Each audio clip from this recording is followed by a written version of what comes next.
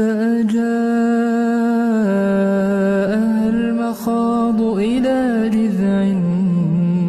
النخلة قالت يا ليتني مت قبل هذا وكنت نسيا منسيا فناداها من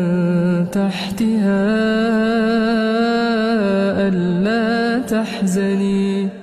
ألا تحزني قد جعل ربك تحتك سريا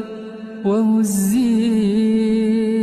إليك بجذع النخلة تساقط عليك رطبا جنيا فكلي واشربي وقري عينا